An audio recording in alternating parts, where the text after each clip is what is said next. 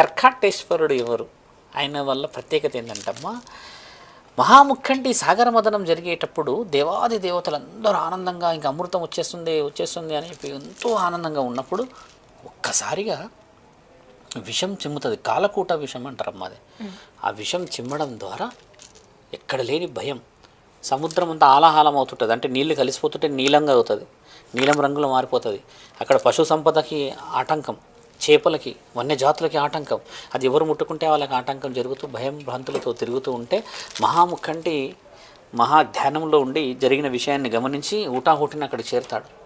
ఏం జరుగుతుంది ఇక్కడ, ఇలాంటి మహా విపత్తు ఏమిటి, దేవాది దేవతలకి న్యాయమా అన్యాయమా, అమృతం వచ్చే సమయానికి విషయం రావడం ఏంది అని అంటే దేవాది దేవతలు అందరూ అంటారు, ముల్లాకాధిపతి అయిన మీరే స్వీకరించక తప్పదు.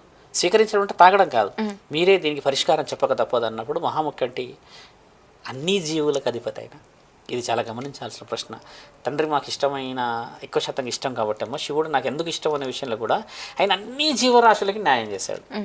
ఎలా చేశాడు ఇప్పుడు చూడండి, అక్కడ ఉన్న రాశులన్నిటికీ ఏమైనా ఇబ్బంది అవుతుందేమో అని, జీవరాశులన్నిటికీ సమస్త లోకాలకు ఇబ్బంది అవుతుందని చెప్పి హలాహలాన్ని తండ్రి ఒకసారి అలా తీసుకొని శంకులో తీసుకొని తాగుతాడు. దేవాది దేవతలు ఆపుతారు, మహాముఖండికి ఏమన్నా అయిపోతుందేమో అని. ఆపినప్పుడు తండ్రి ఒకసారి వెనుకకు గూలుతాడమ్మా.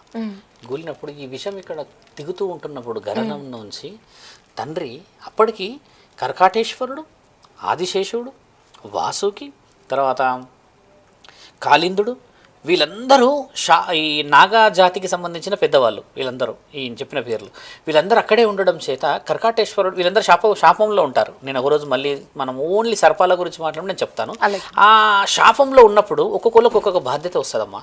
అప్పుడు కర్కాటేశ్వరుడు వచ్చి అంటాడు మహాముఖంటిని, తండ్రి పరమేశ్వర, కాలకూట విషాన్ని నేను ఆపగలను, ఆలాహలాన్ని మా శరీరంలో మేము ఉంచాం, ఖచ్చితంగా మేము ఆపగలుగుతామని అన్నప్పుడు తండ్రి అనుమతి ఇచ్చినప్పుడు ఏం చేస్తారంటే, మిగతా దేవతలు ఒక సర్పం ఎలా ఆపుతుంది, ఏం చేస్తుంది అన్నప్పుడు తండ్రి ఏం చేస్తాడంటే అనుమతి ఇవ్వగానే ఆ సర్పం వచ్చి మెడకు చుట్టుకుంటుంది అన్నమాట.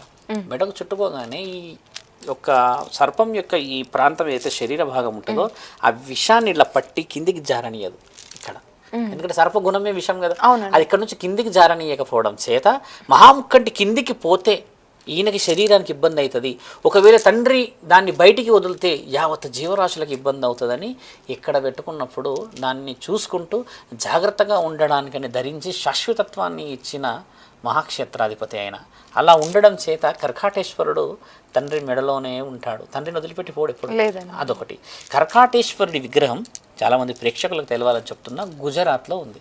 కర్కాటేశ్వరుడి యొక్క ఆలయం గుజరాత్లో ఉంది. శివరాత్రి ఘనంగా చేస్తారు, భలే చేస్తారమ్మా. ఆయన విగ్రహం కూడా 7 పడగలతో ఉంటుంది, ఇలాగా అక్కడ చేస్తారు.